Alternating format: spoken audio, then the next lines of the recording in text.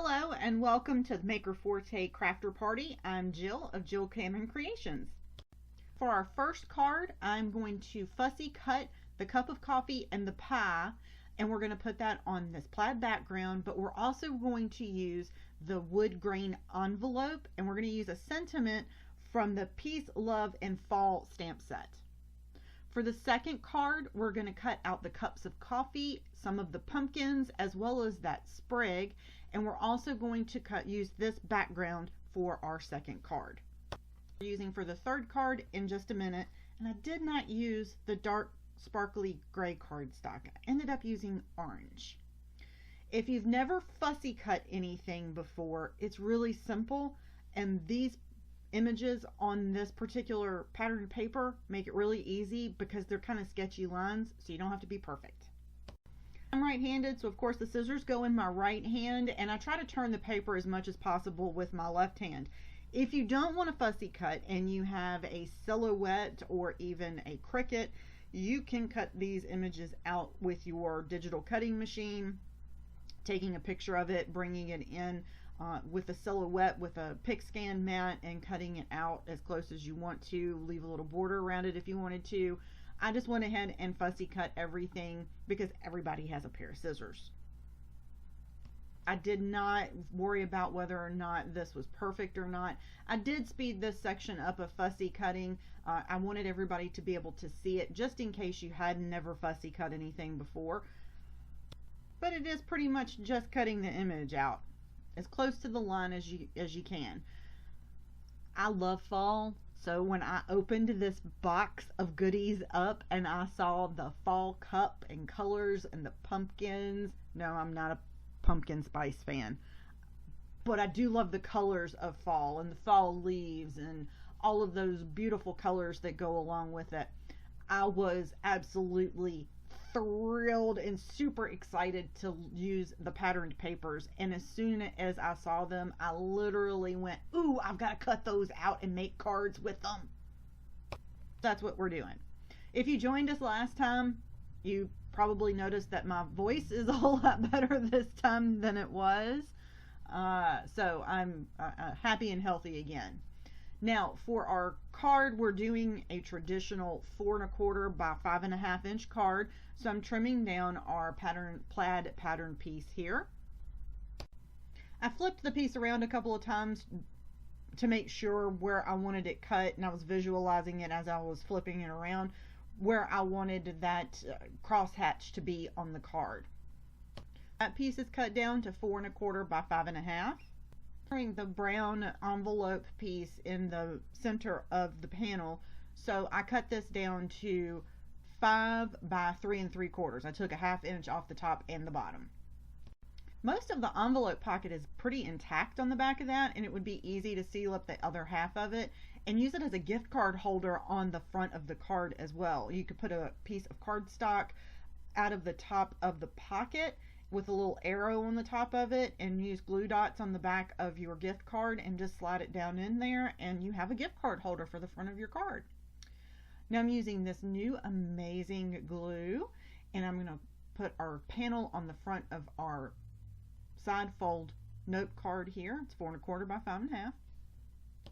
While I finish putting the rest of this card together real quick, there are 2 pieces of this patterned paper that's on the Halloween part, and it has a castle and a spooky looking tree, and the other one is like Cinderella's carriage and a spooky looking tree.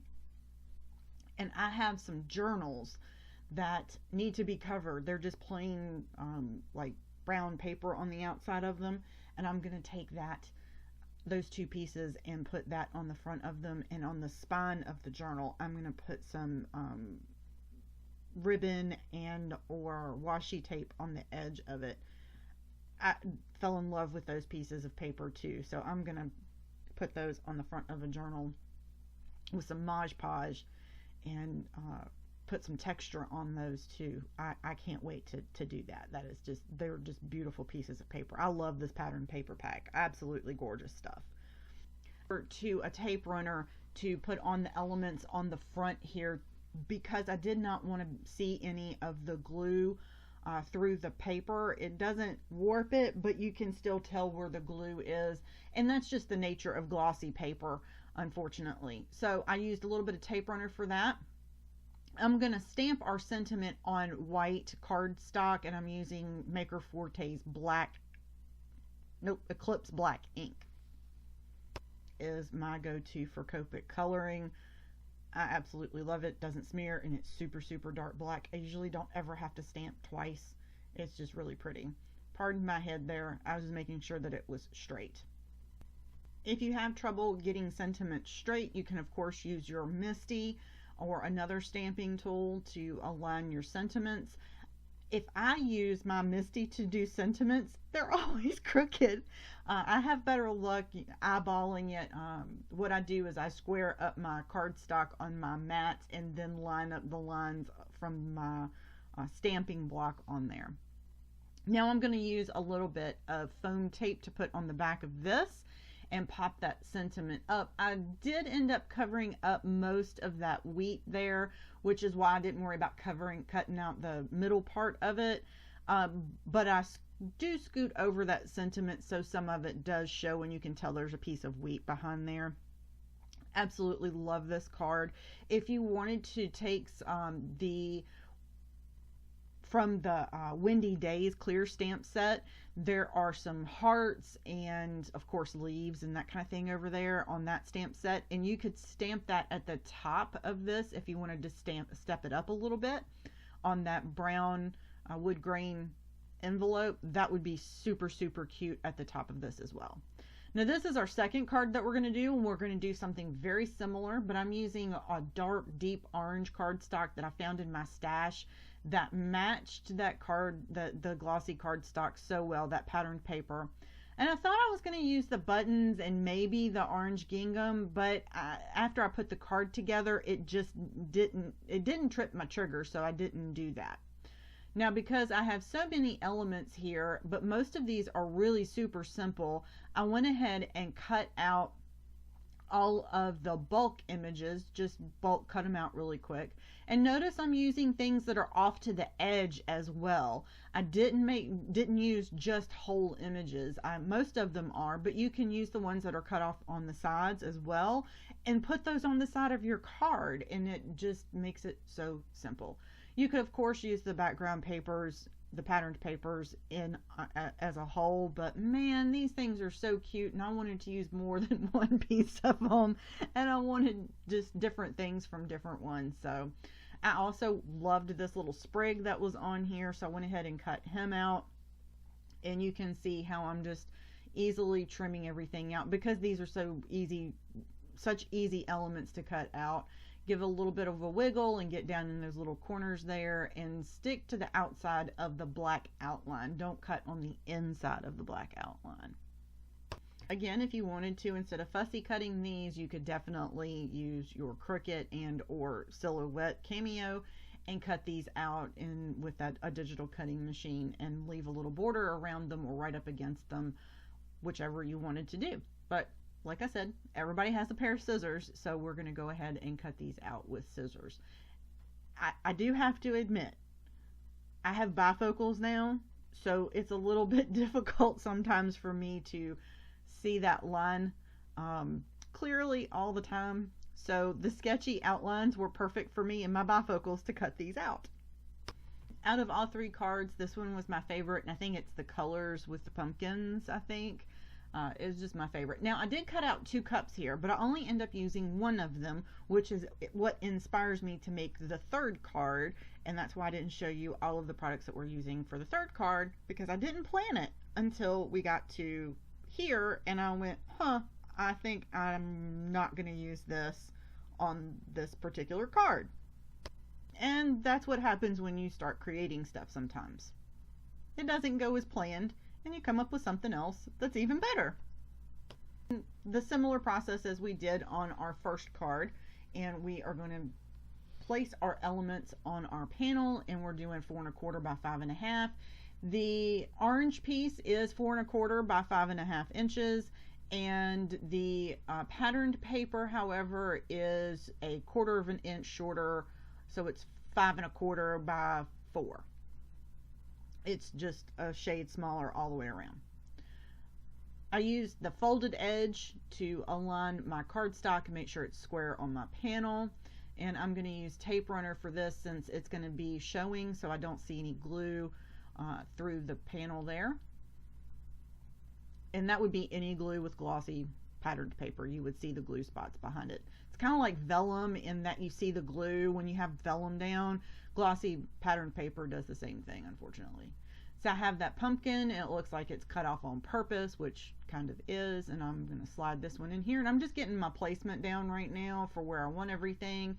And this is where I realize that I'm only going to use one of the cups, and that one's going to be it. And sometimes that's what happens when you cut out a bunch of things. You go, I'm not going to use that, and that's okay. It also allows you to use it on a different card. So now I'm going to take everything off, and I'm going to use a tape runner there to adhere everything down. And I wanted to make sure that I got my placement again, so I went ahead and the only thing I'm doing here is dry fitting these because I knew approximately where they went, but I did not want this pumpkin in the very back here to be too high up. So I used just the other ones to make sure that it was in the correct place. And I'm adhering everything flat down. If you wanted more dimension, you could definitely use foam tape and pop some of these up a little bit and add different layers to your foam tape to get a lot more dimension out of that. I am going to use some liquid adhesive on this so that it slides down in there easier, and I can actually slide it down in there without it sticking to the paper. While I'm recording this, my Lucy Kitty is laying in the sunshine in the window, and she looks so peaceful. I wish I was a cat most days. Now I'm using dry adhesive, like I said, tape runner, to apply all of these together, and it worked really, really well for all of my glossy patterned paper pieces here. For the sentiment, I'm using the sentiment from Windy Days, and I'm going to cut that out into a thin strip and pop that up with some foam tape. Isn't that stamp set pretty? The hearts from this would look really cute on the first card at the top. If you wanted to do that, that would be really cute on that wood grain. Like do that in a little bit of white embossing powder, or even just in a different texture and do it in brown embossing powder or gold embossing powder. Ooh, gold embossing powder on that would look really pretty. The things you think about after you finish a card. So we're going to trim this out, and I didn't want to emboss this or anything. I just wanted this to be simple and black, and to pick up in the black outline of my elements to have that simple black sentiment on the front of the card here. Use a little bit of foam tape. I have some low profile foam tape for sentiments that I absolutely love, and it just works really well for sentiment. Super thin strips here. Pop that on, and then we'll go on to our third card. Now our third card is inspired by the coffee cup colors that we didn't use on this card, and it has this blue color in it. And that blue color matches the Distress Oxide color of Speckled Egg perfectly. So we're going to be starting off with a piece of white cardstock, and I'm using Speckled Egg, Walnut Stain, Antique Linen, Vintage Photo, and Ground Espresso. I'm using the crackled background, and I'm going to have some ink blenders here, and we're also going to use the that large background stamp that's in the Peace, Love, and Fall clear stamp set that's all the words at the top. We're going to use that as well. We're going to cut this down, and it's going to go on another piece of orange cardstock, that same orange that we used before. And I'm just lightly tapping this crackled background with this because we're going to trim it down to inside the borders of it. I'm just going to press this down over top of it. I did not need a stamp platform or anything for this. We're just going to put a stamping block on top of it and press it down. Now I just like to get some of my frustrations out on the day, and there it is. I didn't need it to be perfect. I didn't need it to be dark because we're going to ink blend over top of this. The first colors that we're going to do is the Speckled Egg, I went ahead and pulled out my media map for this as well. We're just tapping this in here, and we're just going to swirl in some color. We're going to ink blend all of it together, and it's going to look all nice and blended once we're done. It looks like a hot mess right now, but this is one of those things of trust the process.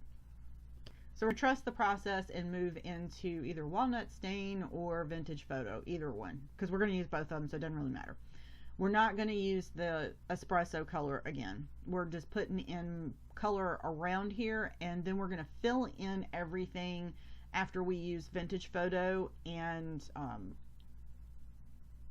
walnut stain. We're going to fill in all the rest of the areas with antique linen and blend everything together. Go back and deepen the speckled egg a little bit and add some more color in with that, and a little bit more blue at the end after I ink blend everything together and trim the panel down. Now comes the antique linen, and like I said, we're going to blend all of this together with the antique linen, and I go over pretty much all of the colors with that. You can use any inks that you wanted to with this. Speckled egg just happened to catch my eye that it blended with the blue in the patterned paper really well, so I went ahead and pulled it out of my stash and used it. You could, if you have just the plain distress inks, absolutely try those. Any other kinds of inks, Maker Forte inks, pull them out and use them. Try this technique. It's a really simple technique to do to get that kind of grungy look without being grungy. So now we're going to go ahead and let that dry. Before you do this next step, let that panel dry. And remember, if you're using Distress Oxide inks, they have that pigment quality, so it takes a few minutes for them to completely dry on the paper. So we're going to heat emboss this, and I'm using Walnut Stain Embossing Glaze. So it's a translucent embossing powder. You can see through it, so you'll be able to see the background through the embossing. So now this doesn't have to be perfect. You can leave this, if you wanted it to be spotty, it could be spotty, and with the embossing glaze over it, it looks really, really good. Again, this is one of those projects of trust the process, because I went, I don't know if my idea is going to work out or not, but it did. This trust the process absolutely worked really, really well. I use a coffee filter all the time for my embossing powders. I know a lot of people like to use containers for their embossing powder. I'm a mess when I use containers. I can't do that. I just leave them in the jars and use the coffee filters and tap everything off, and then just pour it right back into my container, because I would have embossing powder everywhere if I use containers. I tried it once, and no, it just doesn't work for me. Not at all does it work for me. Now we're going to go ahead and melt all of our embossing powder on here. Now I will say that Distress Glaze, sometimes if it's not really thick, it looks matte and you really can't tell that you've melted it, but you have. So just keep that in mind when you're doing this. It's not going to be 100% shiny. It's not going to look like regular embossing powder, because you can see through it. It's a little deceptive at times. So just remember that, and don't burn your paper. And now is where the trust the process starts to come together.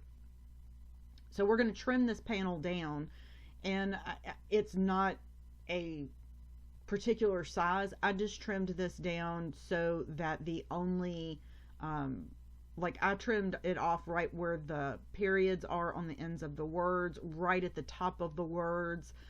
I did not worry about what size it was to fit on the panel or the measurements of it. I just trimmed this down. We're going to go in after we do this, because this kind of makes it look like that it's more to it, and it's a smaller piece of a larger whole, which is what I wanted for the middle of this card. So we're going to go in with some vintage photo, and we're going to go in on the edges of this and ink it. And I did this really, really sloppy. There is no, I mean, I did it super, super sloppy, and just went around, and you can't tell it's a white piece of paper anymore. You can't tell anything about it other than had a lot of stuff done to it, which is where, like I said, the trust the process came into play. And I went back in with some more of the speckled egg and just kind of boosted that blue up a little bit. And then I pounced the walnut stain over different areas, just to give it a little bit more texture as well. slide that media mat out of the way, and now we're going to finish putting our card together. We're mounting this on the orange cardstock that we used before, and we're using that coffee cup, and that really picks up that blue. And I did not like that. It just, because I kind of went with the distressed, and I did not like the gingham, and I love gingham. Oh my goodness, I love gingham. But I had this piece of washi tape that had been laying on my desk for a while, and it is like a champagne color, and it worked really, really well. So if you have a piece of glitter cardstock in your stash, or washi tape even in your stash, and you just have this little piece of scrap that's left over. This was a scrap from something else, and I was like, man, that would look really good on there. So that's what I used. As you can see, my shirt picks up everything but boys and money, because man, it's got cat hair all over it. Oh my goodness. I am using the Autumn Sentiment from the Peace, Love, and Fall stamp set. I'm stamping this in black Clips black ink, and then I'm going to fussy cut this out. I'm not a good fussy cutter of sentiments. However, because this is distressed kind of, and everything about this is kind of sketchy, on the elements on it are kind of sketchy, and the background has that crackle kind of effect on it. Me not being able to cut out sentiments evenly all the way around really works out anyway. I am using my scissors, and I'm not worrying about it being very smooth. I kept some of the points on it and just literally tried to get the most even outline around the edge of this that I possibly could. I thought very seriously about using my silhouette and everything to cut this out so that it would have I could put a shadow behind it, but I opted against that for this particular thing, because this is a distressed looking kind of card. So I really liked the idea of this being completely and totally imperfect, in the outline being cut not perfect at all. And I'm just taking my time going in and out, and this is sped up a little bit. It's not super sped up, but it is sped up a little bit because I wish I could cut something this fast. As you can see, I'm turning the paper with my left hand, and I am cutting with my right hand. I'm not really closing the scissors all the way at any given point in time. Unless I'm cutting something all the way off, I don't really close my scissors. I tend to take a bite and scoot up, take a bite and scoot up, take a bite and scoot up. That's kind of the method I use for this. And I tried to keep my cuts a little bit longer, so it's not as choppy for this. And go around the A there, and we're almost done. And we're just going to glue these elements flat down to our card. We're not going to pop up anything on this one just because it doesn't need it. It has enough. The black outline on the coffee cup actually makes it look like it's popped up even when it's not, which is really, really, really, really stinking cool. So I have a side folding note card here, but I'm going to, it's a side folding note card, so I'm going to turn it into a landscape card. We're using the same orange cardstock that we used on our last card. Just something I had in my stash. Put a line of adhesive all the way around the edge, some in the middle. That looks like a great big huge pile of adhesive. It's not. The tip of the glue bottle was down to the paper, and it just smooths out. It's a line of it. It's just a little bit wider tip on this particular glue bottle. It is not a great big huge pile of adhesive on there. We're going to do the same thing on this one, and I drag the tip around, and ta-da, there we go. We're going to put this in as centered as much as we possibly can. And here, like I said before, I usually use my grid mat on my work surface there to kind of center my card and line it up so that it's straight, so that I can see what's straight and what's not. This takes a second. My fingernails are so bad. At the end of last year, I was working in a new little restaurant, and I spent a lot of time washing dishes there, and it ruined my fingernails. And they've grown out, but I haven't been able to get them back since. But just funny little story. So I'm pulling the back side of this washi tape off and finally get it. I'm not going to pull the backing all the way off because I'm not using the entire piece. I'm going to make sure that my background is straight, and then I'm going to put this down on one end, smooth it out, make sure it's pretty straight across there, and I have it hanging over the edge there so that I can cut it off with my scissors. So I'm going to pick this up and flip it over and from the back side and trim that up, and you just want to lay the blade of your scissors flat to the edge of the card, and then do the same thing on this side over here, and we'll have that trimmed off. And this is almost finishing up our cards. I have pictures of all 3 cards at the end of the video. Thanks so much for joining me. We're just going to use a little bit of dry adhesive here to add the rest of our pattern paper elements here, and glue for our button, and then we'll have our 3 cards done. And all of this out of a couple of pieces of cardstock, and that just it still blows me away that all of this beauty can be made from cardstock and little bit of glue. So pretty. I look forward to fall. I hope you enjoy the rest of the lessons from everybody, and don't drop your stuff like I did and with glue on it. And have fun. I hope this inspires you to make some very different cards, some easy cards, some quick and simple cards. Because I made all of these cards in less than an hour, and it's of course edited down for video for this for about 30 minutes. Thank y'all for joining me. I hope y'all enjoy all the rest of the lessons and have fun and enjoy your stamps, and the pattern papers are so pretty. They're just so gorgeous. Absolutely. And just so pretty. I can't wait to make my journal. Thanks again, and y'all have an amazing day.